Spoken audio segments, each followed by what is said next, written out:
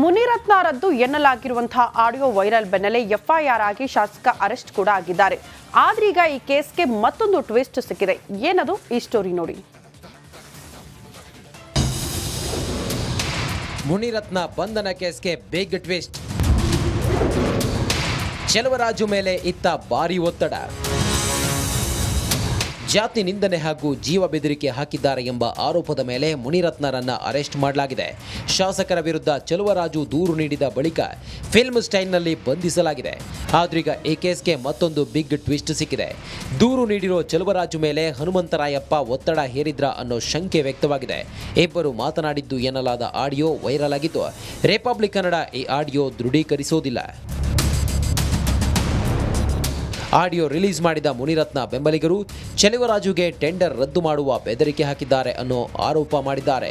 ಸಣ್ಣ ಸಂಗತಿಗೆ ಕಂಪ್ಲೇಂಟ್ ಕೊಟ್ಟಿದೆಯಾ, ನಮ್ಮದೇ ಸರ್ಕಾರ ಇದೆ, ತಲೆ ಕೆಡಿಸ್ಕೊಳ್ಬೇಡ ಅಂತ ಹನುಮಂತರಾಯಪ್ಪ ಮಾತನಾಡಿದ್ದಾರೆ ಎನ್ನಲಾದ ಆಡಿಯೋ ರಿವೀಲ್ ಆಗಿದೆ. ಚೆಲುವರಾಜು ಎಲ್ಲಿ ನೆನ್ನೆ ಎಲ್ಲ ಫೋನ್ ಮಾಡಿದೆ, ಎತ್ತಲಿಲ್ಲ. ಅದ್ಯಾವುದೋ ಸಣ್ಣ ಇದಕ್ಕೆ ಹೋಗಿ ಕಂಪ್ಲೇಂಟ್ ಕೊಟ್ಟಿದ್ದೀಯಾ? ಬಾ, ನಾನು ಅದು ಹೇಳಿ ವೇಲುಗೂ ಅವ್ರ ಹುಡುಗರಿಗೆಲ್ಲ ಹೇಳಿ ಸರಿ ಮಾಡಿಸ್ತೀನಿ, ತಲೆ ಕೆಡ್ಸ್ಕೊಂಬೇಡ, ಎಲ್ಲೂ ಹೋಗ್ಬೇಡಪ್ಪ. ನೀನು ನಮ್ಮ ತಾಲೂಕು ಒಕ್ಕಲಿಗರಾಗಿತ್ತು, ಸುಮ್ಮನೆ ಯಾವನ ಹತ್ರ ಹೋಗಕ್ಕೇನು ಇದು ಮಾಡಕ್ಕೆ ಹೋಗ್ಬೇಡ. ಬಾಯಲ್ಲಿ ನೀನು ಅದು ಇದು ಮಾಡಿಸ್ತೀನಿ ಬಾ. DCP ಹತ್ರನೂ ಬೇಡ, ಕಮಿಷನರ್ ಹತ್ರನೂ ಬೇಡ. ಹಂಗೇನೋ ಹೋಗ್ಬೇಕಾದ್ರೆ ನಾನೇ ಕರ್ಕೊಂಡು ಹೋಗ್ತೀನಿ, ಹೇಳ್ತೀನಿ ಬಾ. ಒಳ್ಳೆ ಕತೆ ಇಲ್ಲ. ಗೌರ್ಮೆಂಟ್ ನಮ್ದೈತೆ, ನೀನು ಯಾರ್ಯಾರ ಹತ್ರ ಹೋದ್ರೆ ನೀನು ಸಾಲ್ವ್ ಆಯ್ತದ? ಅದ್ರಲ್ಲೂ ನೀನು ನನ್ನ ತಾಲೂಕ್ನು ತಲೆ ಕೆಡ್ಸ್ಕೊಂಬೇಡ ಬಾ ನೀನು. ಮತ್ತೊಂದು ಆಡಿಯೋದಲ್ಲಿ ಸ್ನೇಹಿತರ ಜೊತೆ ಗುತ್ತಿಗೆದಾರ ಚೆಲುವರಾಜು ಮಾತನಾಡಿದ್ದು, ಶಾಸಕರ ಬಳಿ ಹೋಗದಂತೆ ಬೆದರಿಕೆ ಒಡ್ಡಿದ್ದರು ಎಂಬ ಮಾತು ಕೇಳಿಬಂದಿದೆ. ಶಾಸಕರು ನನಗೆ ತೊಂದರೆ ಕೊಟ್ಟವರಲ್ಲ, ಯಾರೋ ಅವರಿಗೆ ಸುಮ್ಮನೆ ಹೇಳಿದ್ದಾರೆ ಎಂಬ ಸಂಭಾಷಣೆ ಮತ್ತೊಂದು ಆಡಿಯೋದಲ್ಲಿದ್ದು, ಆ ಆಡಿಯೋ ವೈರಲ್ ಆಗಿದೆ. ಇದು ಮೋಸ್ಟ್ಲಿ ಇದು ವೇಲುದೇ ಕೆಲಸ ಅಣ್ಣ. ಮಾತಿಲ್ಲ. ಅದು ಏನಾಗಿತ್ತು ಅಂದ್ರೆ MLA ಹತ್ರಕ್ಕೆ ಹೋಗ್ಬೇಡ ನೀನು ಅಂತ ನನಗೆ 4-5 ಸಲ ವಾರನ್ ಮಾಡಿದ್ರು. ಏನೋ ಅಲ್ಲಿ ನೀನೇನೋ ಲಿಂಕ್ ಇಟ್ಕೊಂಡಿದ್ಯಂತೆ, ನೀನ್ ಆ ಕಡೆ ಈ ಕಡೆ ನನ್ನ ಎದುರ್ಸಕ್ಕೆ ಈ ಕೆಲಸ ಮಾಡಿರ್ತಾರೆ ಅಂತ ಅನಿಸ್ತಣ ನನಗೆ. ನನ್ನನ್ನ ಅಲ್ಲಿ ಹೋಗ್ಬೇಡ ಅಂತ ಎದುರ್ಸಕ್ಕೆ ಈಗ ನಾನು 2 ಕಡೆ ಮಧ್ಯದಲ್ಲಿ ಬ್ಯಾಲೆನ್ಸ್ ಮಾಡ್ಕೊಂಡು ಯಪ್ಪ ನಿನ್ಗೆ ಅವತ್ತು ಹೇಳ್ದೆ, ನನ್ಗೇನು ಮೋಸ ಮಾಡಿಲ್ಲ. ಯಪ್ಪ ಕೆಲಸ ಕೊಟ್ಟಿರೋದಕ್ಕೆ ಯಪ್ಪ MLA ಆಗಿರೋದಕ್ಕೆ ನನ್ನ ಅನ್ನ ತಿಂತಾ ಇದ್ದೀನಿ. ನಿನ್ನ ಹತ್ರ ಈ ವಿಚಾರ ನಾನು ಅವತ್ತು ಹೇಳ್ದೆ. ಈ ಯಪ್ಪ ಬಿಡ, ಅವನ್ಗೆ ಏನ್ ಎದುರ್ಕತ್ಯ ಅಂತ ಈ ಯಪ್ಪ ಏನು ಕಾಂಟ. ಇದು ಯಾರೋ ಹೇಳವ್ರ ಅವ್ರ ಕಿವಿಗೆ, ಸುಮ್ನೆ ಮುನಿರತ್ನ ಮಾತನಾಡಿದ್ದಾರೆ ಎನ್ನಲಾದ ಆಡಿಯೋ ವೈರಲ್ ಬೆನ್ನಲ್ಲೇ ಮತ್ತೊಂದು ಆಡಿಯೋ ರಿಲೀಸ್ ಆಗಿದೆ. ಇದು ಸಾಕಷ್ಟು ಅನುಮಾನಗಳಿಗೆ ಕಾರಣವಾಗಿದೆ. ಆದರೆ ತನಿಖೆಯಿಂದಷ್ಟೇ ಸತ್ಯಾಸತ್ಯತೆ ಹೊರಬರಲಿದೆ. Bureau report, Republic Kannada. ಜಾತಿ ನಿಂದನೆ, ಜೀವ ಬೆದರಿಕೆ ಆರೋಪದಲ್ಲಿ ಶಾಸಕ ಮುನಿರತ್ನ ಲಾಕ್ ಆಗಿದ್ದಾರೆ. ಪೊಲೀಸರು ಬಿಜೆಪಿ ಶಾಸಕರಿಗೆ ಪ್ರಶ್ನೆಗಳ ಸುರಿಮಳೆಗೈದಿದ್ದಾರೆ. ಅಷ್ಟೇ ಅಲ್ಲದೆ ಆ ಆಡಿಯೋವನ್ನ FSLಗೆ ಕಳಿಸಿಕೊಟ್ಟಿದ್ದಾರೆ. ಆ ರಿಪೋರ್ಟ್ ಮೇಲೆ ಶಾಸಕರ ಭವಿಷ್ಯ ನಿಂತಿದೆ. ಈ ಕುರಿತ ಒಂದು ರಿಪೋರ್ಟ್ ಇಲ್ಲಿದೆ ನೋಡಿ.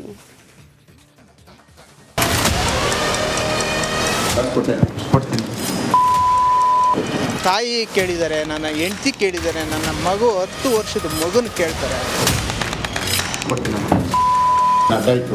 ಅವ್ರ ಆಪ್ತ ಬೆದರಿಕೆ ಹಾಕಿದ್ರು ನನಗೆ. ಬಿಜೆಪಿ MLAಗೆ ಪ್ರಶ್ನೆಗಳ ಸುರಿಮಳೆ.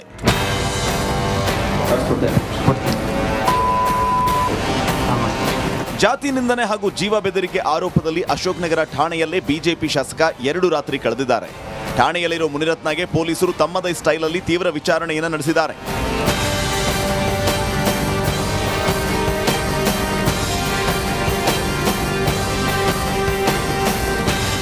ಈ ವೇಳೆ ಸತ್ಯ ತಿಳಿದುಕೊಳ್ಳೋದಕ್ಕೆ ಒಂದಿಷ್ಟು ಪ್ರಶ್ನೆಗಳ ಸುರಿಮಳೆಗೈದಿದ್ದಾರೆ. ಶೇಷಾದ್ರಿಪುರಂ ACP ಪ್ರಕಾಶ್ ರೆಡ್ಡಿ ವಿಚಾರಣೆ ನಡೆಸಿದ್ದು, ಎಷ್ಟೇ ಕೇಳಿದರೂ ಶಾಸಕರು ಮಾತ್ರ ಹೇಳಿದ್ದನ್ನೇ ಹೇಳ್ತಿದ್ದಾರೆ. ಸತತ 3 ಗಂಟೆಗಳ ವಿಚಾರಣೆ ನಡೆಸಿ ಪೊಲೀಸರು ವಾಪಸ್ಸಾಗಿದ್ದಾರೆ. ಮುನಿರತ್ನಗೆ ಪ್ರಶ್ನೆಗಳ ಸುರಿಮಳೆ. ನಿಮಗೂ ಚೆಲುವರಾಜು ಹೇಗೆ ಪರಿಚಯ? ಆಡಿಯೋದಲ್ಲಿರೋದು ನಿಮ್ಮದೇ ಧ್ವನಿನ. ಎಷ್ಟೇ ಕೇಳಿದರೂ ನಾನೇನು ತಪ್ಪು ಮಾಡಿಲ್ಲ, ಇದು ರಾಜಕೀಯ ಷಡ್ಯಂತ್ರ ಅಂತಿರೋ ಶಾಸಕ. ಇದು ರಾಜಕೀಯ ಷಡ್ಯಂತ್ರ, ನನ್ನ ಸಿಲುಕಿಸಿದ್ದಾರೆ. ಚೆಲುವರಾಜು ವೇಲು ನಾಯಕ್ ಜೊತೆಯಲ್ಲಿದ್ದವರೇ. ಉಂಡು ಮನೆಗೆ 2 ಬಗೆದಿದ್ದಾರೆ ಅಂತ ಅಳಲು. ತಾಯಿ ಕೇಳಿದ್ದಾರೆ, ನನ್ನ ಹೆಂಡತಿ ಕೇಳಿದ್ದಾರೆ, ನನ್ನ ಮಗು 10 ವರ್ಷದ ಮಗುನ ಕೇಳ್ತಾರೆ.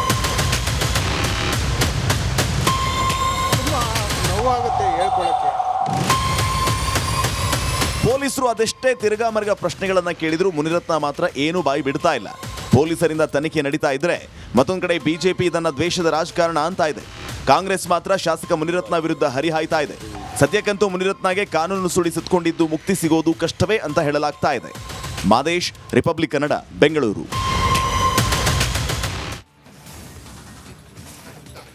ಗಣೇಶ ವಿಸರ್ಜನೆಯ ವೇಳೆ ನಾಗಮಂಗಲ ಅಕ್ಷರಶಃ ಅಲ್ಲೋಲ ಕಲ್ಲೋಲವಾಗಿದೆ. ಕೋಮು ದಳ್ಳೂರಿಗೆ ಅಮಾಯಕ ಜನ ಈಗಲೂ ಕೂಡ ಕಣ್ಣೀರು ಹಾಕ್ತಿದ್ದಾರೆ. ಇದೀಗ ಈದ್ ಮಿಲಾದ್ ಆಚರಣೆ ಇದ್ದು ಎಲ್ಲೆಡೆ ಪೊಲೀಸ್ ಕಣ್ಣಿಟ್ಟಿದೆ. ಈ ಕುರಿತ ಒಂದು ರಿಪೋರ್ಟ್ ಇಲ್ಲಿದೆ ನೋಡಿ.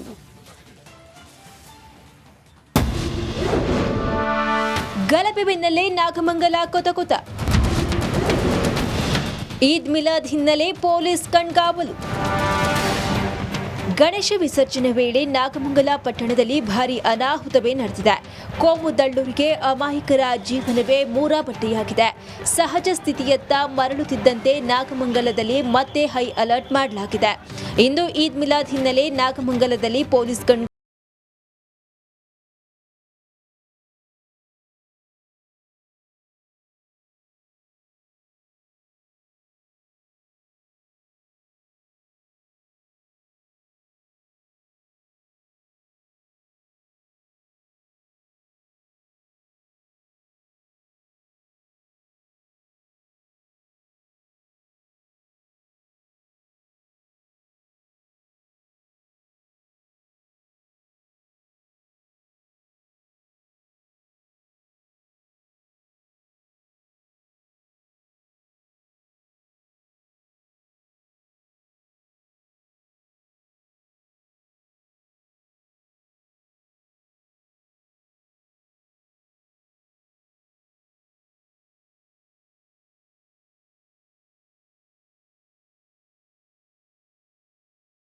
ಆಡಳಿತ ನಿರ್ಧರಿಸಿದೆ.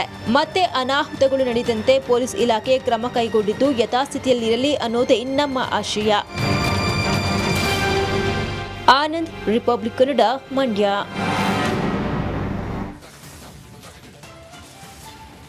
ಡೆಂಘಿ ಜೊತೆಗೆ ಮತ್ತೊಂದು ಆತಂಕ ಶುರುವಾಗಿದೆ. ಕೇರಳದ ನಿಫಾ ರಾಜ್ಯಕ್ಕೂ ಕಾಲಿಟ್ಟಿದೆ ಎನ್ನಲಾಗ್ತಾ ಇದೆ. ಶಂಕಿತ ನಿಫಾಗೆ ವಿದ್ಯಾರ್ಥಿಯೊಬ್ಬ ಬಲಿಯಾಗಿದ್ದಾನೆ. ಆದರೆ ಆರೋಗ್ಯ ಸಚಿವರು ಆತಂಕ ಬೇಡ ಅಂತ ಅಭಯ ಕೊಟ್ಟಿದ್ದಾರೆ. ಈ ಕುರಿತ ಒಂದು ರಿಪೋರ್ಟ್ ಇಲ್ಲಿದೆ ನೋಡಿ.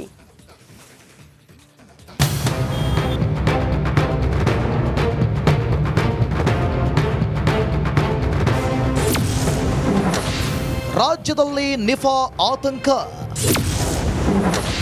ನಿಫಾಗೆ ವಿದ್ಯಾರ್ಥಿ ಬಲಿನ. ರಾಜ್ಯದಲ್ಲಿ ಮತ್ತೆ ನಿಫಾ ಟೆನ್ಷನ್ ಶುರುವಾಗಿದೆ. ಕೇರಳದಲ್ಲಿ ಅಬ್ಬರಿಸುತ್ತಿರುವ ನಿಫಾ ರಾಜ್ಯಕ್ಕೂ ಗಂಡಾಂತರ ತಂದಿದೆ. ಇಂಜಿನಿಯರಿಂಗ್ ಓದುತ್ತಿದ್ದ 23 ವರ್ಷದ ಯುವಕ ಕೇರಳದಲ್ಲಿ ನಿಫಾಗೆ ಬಲಿಯಾಗಿದ್ದಾನೆ ಎನ್ನಲಾಗ್ತಿದೆ. ನಿಫಾಗೆ ವಿದ್ಯಾರ್ಥಿ ಬಲಿ. ಕೇರಳದ ಮಲಪುರಂ ಮೂಲದ ವಿದ್ಯಾರ್ಥಿ ಬೆಂಗಳೂರಿನ ಪ್ರತಿಷ್ಠಿತ ಇಂಜಿನಿಯರಿಂಗ್ ಕಾಲೇಜಿನಲ್ಲಿ ಓದುತ್ತಿದ್ದ. ಕಾಲಿಗೆ ಪೆಟ್ಟು ಬಿದ್ದ ಕಾರಣ ಆಗಸ್ಟ್ 25ರಂದು ತನ್ನೂರಿಗೆ ತೆರಳಿದ್ದ. ಸೆಪ್ಟೆಂಬರ್ 5ರಂದು ಯುವಕನಿಗೆ ಜ್ವರ ಕಾಣಿಸಿಕೊಂಡಿತ್ತು. ಹತ್ತಿರದ ಕ್ಲಿನಿಕ್ನಲ್ಲಿ ಚಿಕಿತ್ಸೆ ಪಡೆದರೂ ಸುಧಾರಿಸಿಲ್ಲ. ಸೆಪ್ಟೆಂಬರ್ 6ರಂದು ಯುವಕನಿಗೆ ವಿಪರೀತ ವಾಂತಿ ಶುರುವಾಗಿದೆ. ಆರೋಗ್ಯ ಬಿಗಡಾಯಿಸಿದ ಕಾರಣ ಸೆಪ್ಟೆಂಬರ್ 7ರಂದು ಆತನನ್ನು ಕೇರಳದ ಖಾಸಗಿ ಆಸ್ಪತ್ರೆಗೆ ದಾಖಲಿಸಲಾಗಿತ್ತು. ಆದರೆ ಯುವಕ ಸೆಪ್ಟೆಂಬರ್ 8ರಂದು ಕೊನೆಯುಸಿರೆಳೆದಿದ್ದಾನೆ. ಮೃತ ಯುವಕನ ಬ್ಲಡ್ ಹಾಗೂ ಸಿರಮ್ ಸ್ಯಾಂಪಲ್ನಲ್ಲಿ ನಿಫಾ ಪಾಸಿಟಿವ್ ಬಂದಿದೆ. ಯುವಕನ ಬ್ಲಡ್ ರಿಪೋರ್ಟ್ ಪ್ರೈಮರಿ ಪರೀಕ್ಷೆಯಲ್ಲಿ ಪಾಸಿಟಿವ್ ಬಂದಿದೆ. ಮತ್ತೊಮ್ಮೆ ಯುವಕನ ಬ್ಲಡ್ ಸ್ಯಾಂಪಲ್ ಲ್ಯಾಬ್ಗೆ ಕಳುಹಿಸಲಾಗಿದ್ದು ಅಂತಿಮ ವರದಿಗೆ ಕಾಯಲಾಗ್ತಿದೆ. ಈಗ ನಿಫಾಗೆ ಒಬ್ಬ ವಿದ್ಯಾರ್ಥಿ ಬಲಿಯಾಗಿದ್ದಾನೆ ಕೇರಳದಲ್ಲಿ. ಅದು ಹಿಂದೆಯಿಂದ ಅನೇಕ ಸಂದರ್ಭಗಳಲ್ಲಿ ಆಗ್ತದೆ. ಕರ್ನಾಟಕದಲ್ಲಿ ಅದು ಕೂಡ ನಿಫಾ ಒಂದು ಪ್ರಕರಣಗಳು ಬಂದಿಲ್ಲ ಇದುವರೆಗೂ. ಕೇಂದ್ರ ಸರ್ಕಾರ ಸಹ ಏರಾಡ್ ಘೋಷಣೆ ಮಾಡೋದು. ಅದು ಕೇರಳ, ಅದು ಬೆಂಗಳೂರು ವಿದ್ಯಾರ್ಥಿ ಹುಡುಗ ಸರ್, ಕೇರಳಕ್ಕೆ ಹೋಗಿ ಈಗ ಬಲಿಯಾಗಿದ್ದಾನೆ ಸರ್. ಹೌದು, ಅದರಿಂದ ಅದೆಲ್ಲ ನಾವು ವಿಚಾರಣೆ ಮಾಡ್ತೀವಿ. ಆದರೆ ಏನೇನು ಈಗಾಗಲೇ ಡೆಂಗ್ಯೂ ವಿಚಾರ ಇದೆ ಎಲ್ಲದರಲ್ಲೂ ಕೂಡ ಎಚ್ಚರಿಕೆ ಕ್ರಮಗಳು ತೊಗೊಂಡಿದ್ದೀವಿ. ಅದನ್ನು ಮುಂದುವರಿಸ್ತೀವಿ. ಅದರ ಬಗ್ಗೆ ನಾವು ಅದರ ಬೆಳವಣಿಗೆ ಅಥವಾ ಹರಡುವಿಕೆ ಆಗ್ತದೆ ಇರುವಾಗ ಅದನ್ನು ಕೂಡ ನಾವು ಚೆಕಪ್ ಮಾಡ್ತೀವಿ. ನಿಫಾಗೆ ಬಲಿಯಾದ ಶಂಕಿತ ವಿದ್ಯಾರ್ಥಿ ಸಂಪರ್ಕಿತರ ಹುಡುಕಾಟ ಶುರುವಾಗಿದೆ. 70 ಜನ ಪ್ರೈಮರಿ ಕಾಂಟ್ಯಾಕ್ಟ್ನಲ್ಲಿ ಇದ್ದವರು ಕೇರಳ ಮೂಲದವರು ಎನ್ನಲಾಗ್ತಿದೆ. ಆದರೂ ಬೆಂಗಳೂರಿನಲ್ಲಿ ಸಂಪರ್ಕಿತರನ್ನ ಪತ್ತೆ ಹಚ್ಚಲು ಆರೋಗ್ಯ ಇಲಾಖೆ ಮುಂದಾಗಿದೆ. ದೀಪ್ತಿ ತೋಳ್ಪಾಡಿ, ರಿಪಬ್ಲಿಕ್ ಕನ್ನಡ, ಬೆಂಗಳೂರು.